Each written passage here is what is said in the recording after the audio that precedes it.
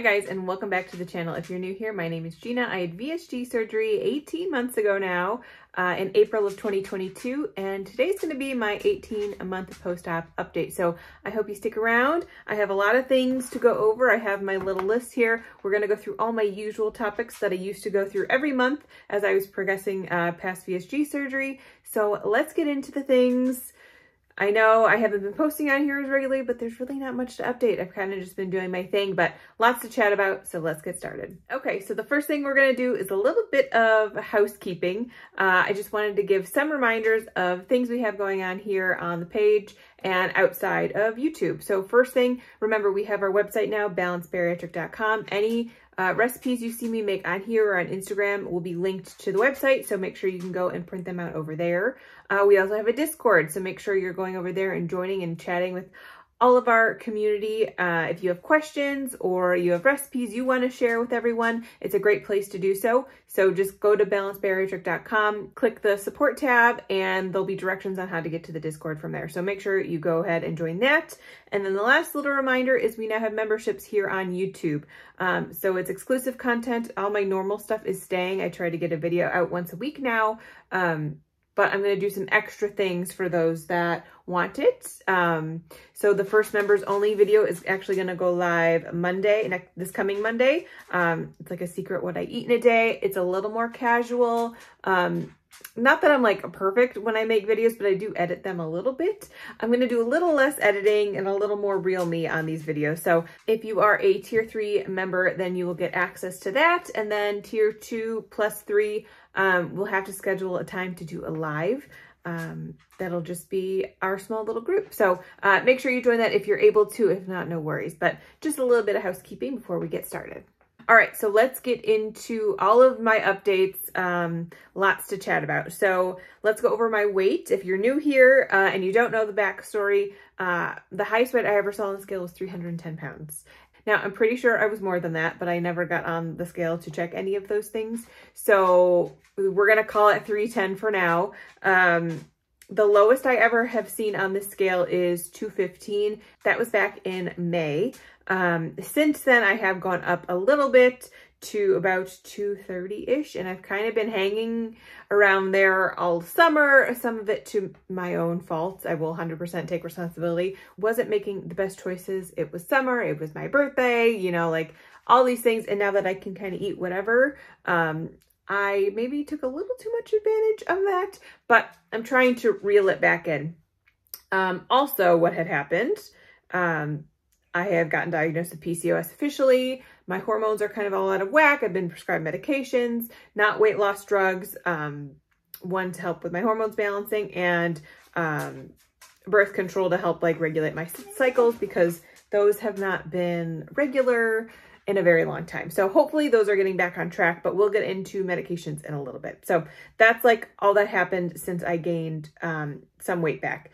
So my weight as it stands right now, I am back down to 224.8, which I will slowly take getting back down to that 215. I only saw the 215 for literally a day, so I'm not like set on that number. The lowest number I had been stuck on was 222.2 for like weeks on end. So I feel like once I get back down to that, I can kind of be like not so hard on myself that I gained a little bit, because 222 is basically where I got stuck for a while. So once I get back down to that, I think I'll feel a little bit better, but I'm only 2.5-ish pounds away from that. So I'm not super concerned, but just doing the things I need to do. I'm drinking my protein. We can have a little, this is my protein coffee chat.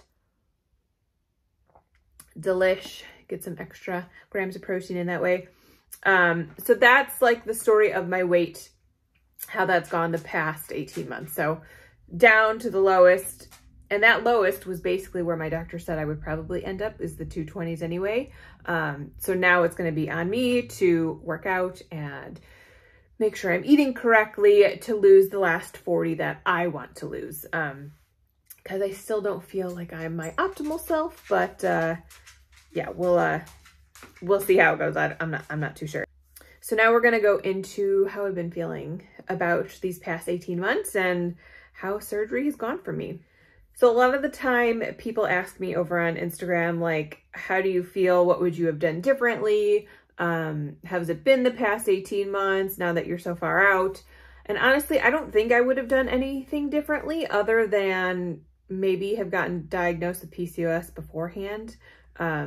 Granted, I didn't know. I thought my messed up cycle and everything was just due to my weight. No one had ever told me it could be anything other than that, which would be my primary issue, I guess.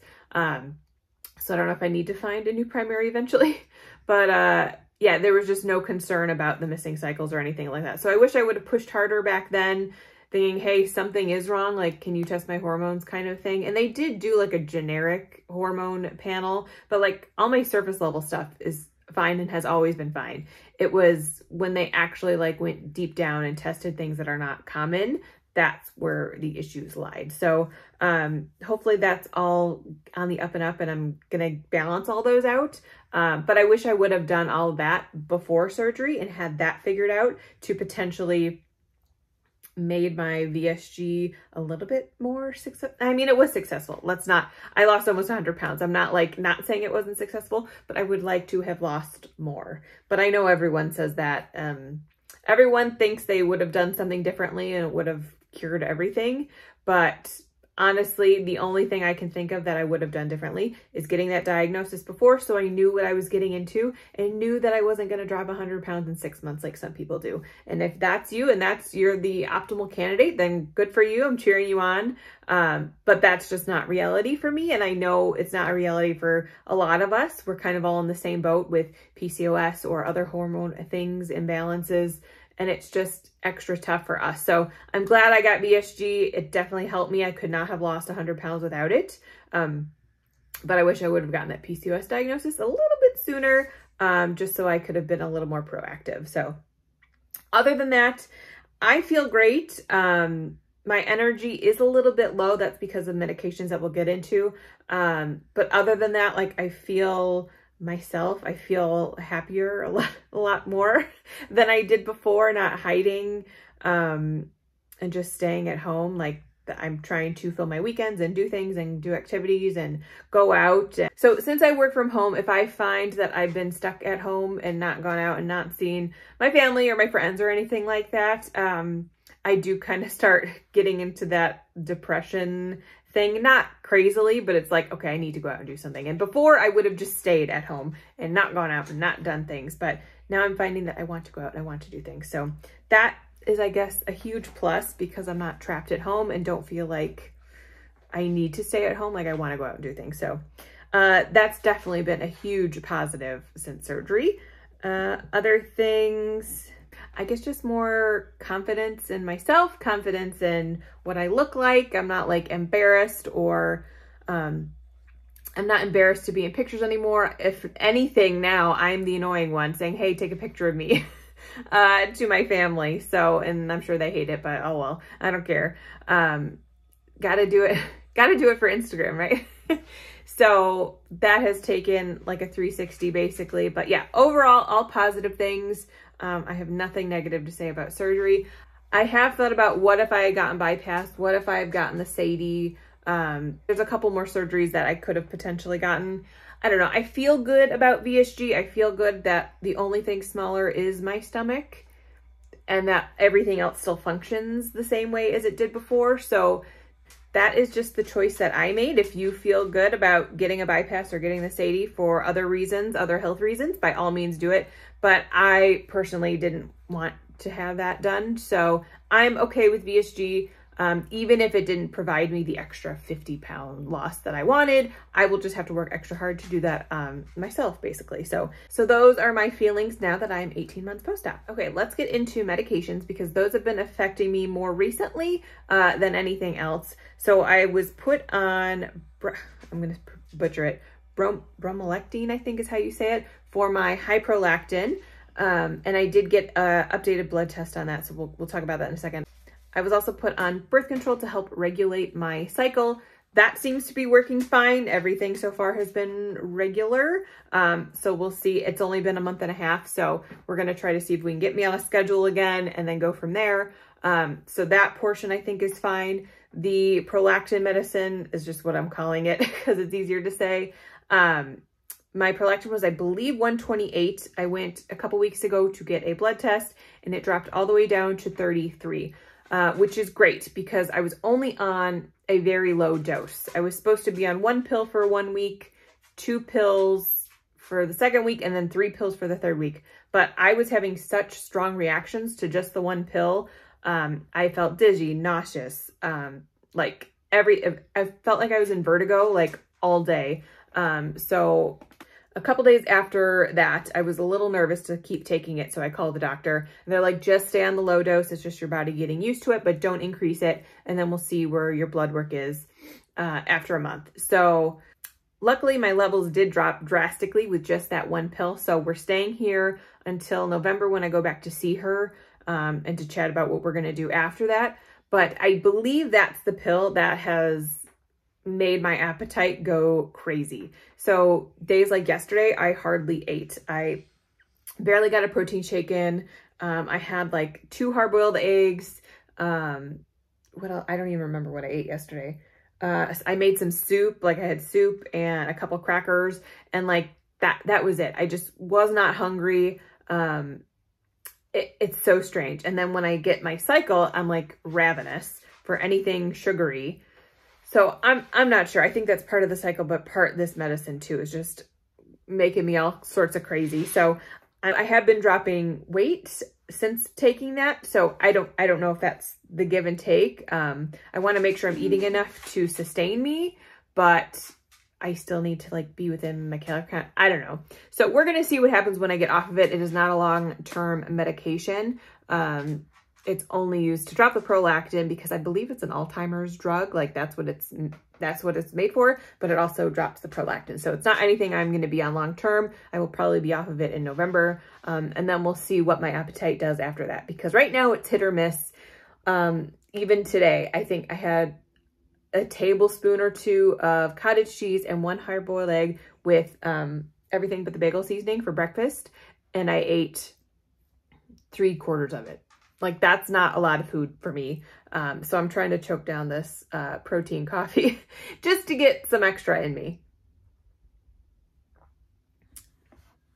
So those are the medication updates. I don't want to be on anything long-term, but we'll see. If I need to for my hormones, I will. But more updates on the hormone stuff will be in November. So, okay, next we're going to talk about the other appointment I have coming up, which is my 18-month post-op check-in with my bariatric doctor. So let's go talk about that.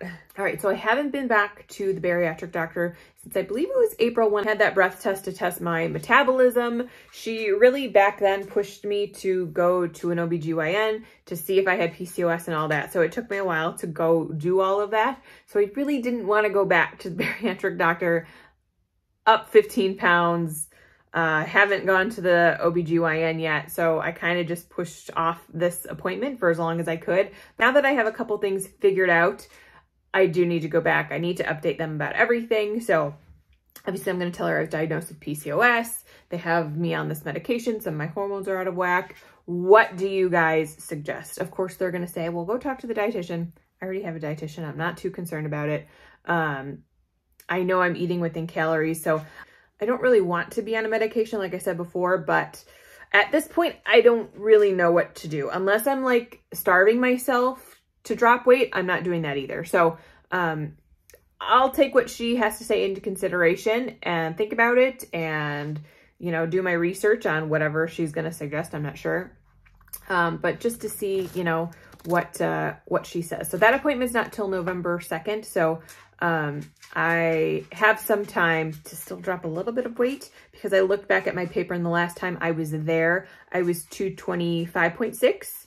So I am a little bit lower than that, but I'm going in the afternoon. I'm going to have eaten that day. So I know I'm going to be up higher. So if I could get down another like 2 pounds before I go back, at least I can be like, look, I'm maintaining kind of, not really. I gained and then lost. So, I don't know. I'm a little nervous to get yelled at. From them, but we'll see what happens. I'll just be honest and see what they have to say. I can't be the only one that has like stopped losing weight. So we shall see, but yeah, more updates on that to come also. All right, next we're gonna get into like the other little categories I used to do every month when I was a couple of months post-op. So hair updates. I'm pretty sure my hair is back to normal. Not the length per se, because all of my baby hairs, I had a great picture yesterday. I'll put it up here if I can find it. My baby hairs are crazy. So that's like where we're looking at. We're right about here. So we're close, but we're not like, and some of them are a little bit shorter. Like this one's not as long. But yeah, it's definitely thicker. Let me see if I put it back. I'm trying to think what my hair used to be like. It's still a little bit thinner, but if the growth is only to here, obviously all of this is not going to be super thick yet. But yeah, it's looking good. It's feeling good. I got my highlights back in the front, so I feel like me again. I keep looking at myself. Sorry, I need to look at the camera. Yeah, feeling like me again. Hair is great. So if you're in the thick of the hair loss, don't worry, it'll come back. And I stopped taking biotin a very long time ago. I was just like, these are too many pills or vitamins to take. So I cut that out probably a year or so ago, and it's come back just fine. So I'm not too concerned, but yeah, hair is looking great. All right, let's do a scar update. I don't think I've done one of these since my 12-month post-op update, I'm pretty sure, because after that it was like whatever, but I will show you for the sake of the video. And it's really even hard to see. It's mostly stretch marks, but there's the big incision. I even have to look. I can't even find them anymore. I think this was one and that was one. It's like the discoloration. I thought there was one up here. Oh, just my red bra line. I don't know. They're there somewhere. So if you're worried about scarring, don't worry about it. And I was putting bio oil on it for a little bit, but again, nothing long term. And I healed just fine. But I heal fine pretty much all the time. So if you scar bad, it might be different, but for me, my scars are a-okay, and clearly I can't even find all 5 anymore. So, all right, another update is going to be my vitamin update. So, I don't remember the last time I talked about vitamins on here, but I really tried to cut back on the amount of like crazy excessive vitamins I was taking for no reason. So I'm taking my bariatric multivitamin, and I actually just recently switched to ProCare Health. ProCare Health reached out to me and wants to work with me, so I'm switching to them. And also, since I've been on that medication, the other, like that vanilla pill I was taking is a little hard for me to choke down now, so I'm glad I went back to the capsule. It's a little bit easier for me to swallow, and the smell is not as bad. I know that's weird, but with the medication, I think I forgot to say this, with that medication, I will go through droughts of like nothing sounding good.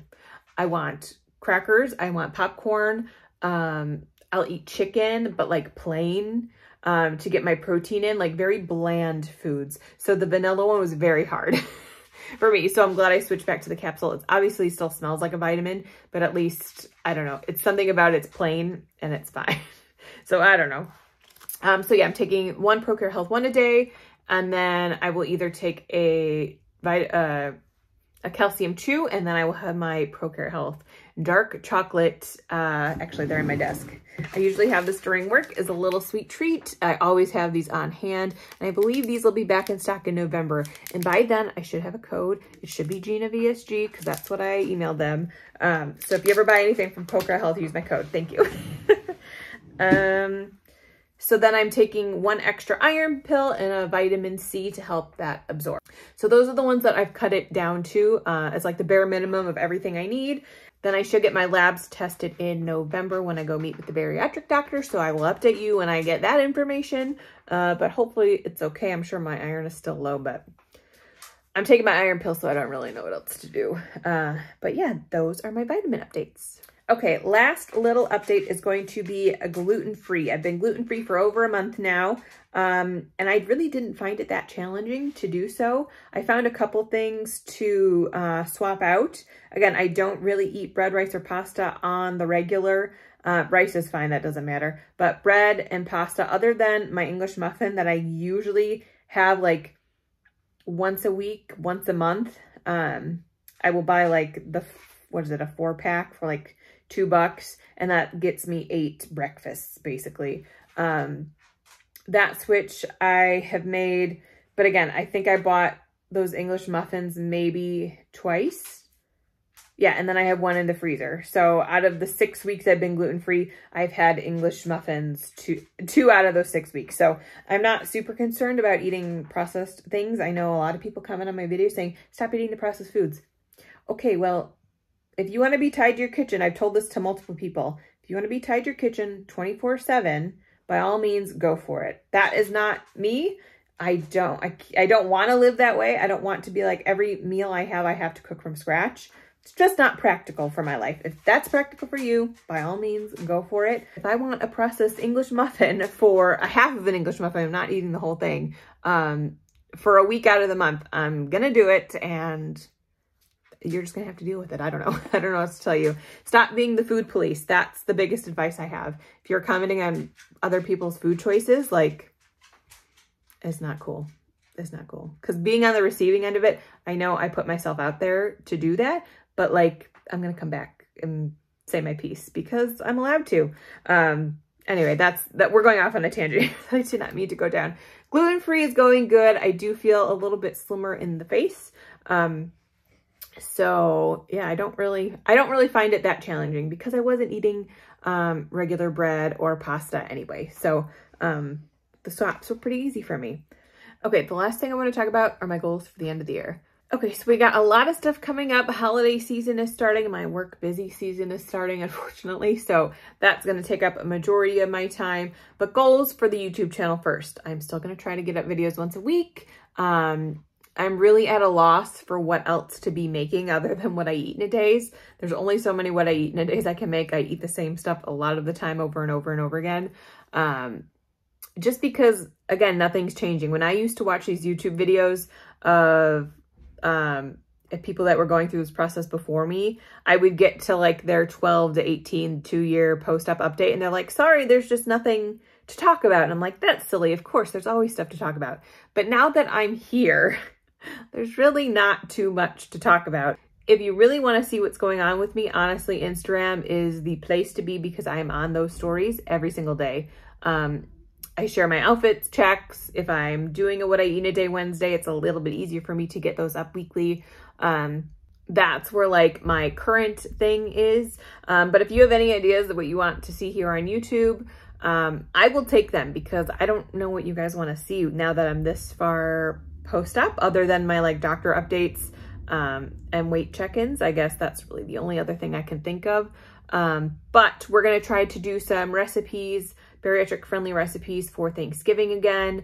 And then I'm going to do Vlogmas again. I got to start planning that out because that's going to be, again, a lot of work to get that all in while I'm working, that kind of a thing. So, but I'm excited to do it. I'm excited to do fun Christmas activities. It's my favorite holiday to decorate and gift and cook and bake. So I'm excited to do that again. We're not going to go as crazy with the baking this year.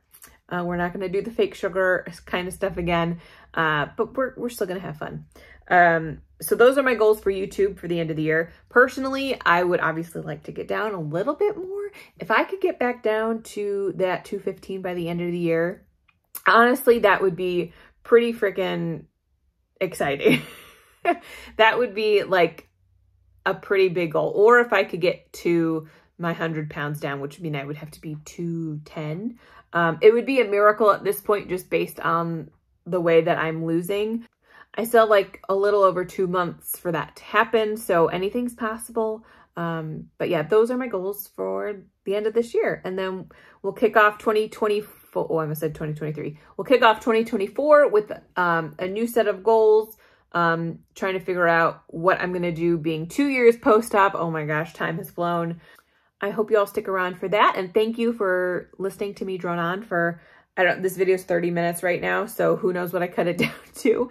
But thank you so much for watching. If you want real-time updates, like I said before, head on over to Instagram at Gina.VSG. Make sure you're following the Discord. If you want to subscribe to the memberships here for exclusive content, be sure to do that. I also think I have memberships on Instagram now, and I just made them 99 cents. So that'll be exclusive stories, lives, things like that. If you want to head over there and join those memberships, it's a little bit cheaper. So thank you so much for watching. I will see you guys in the next one. Bye.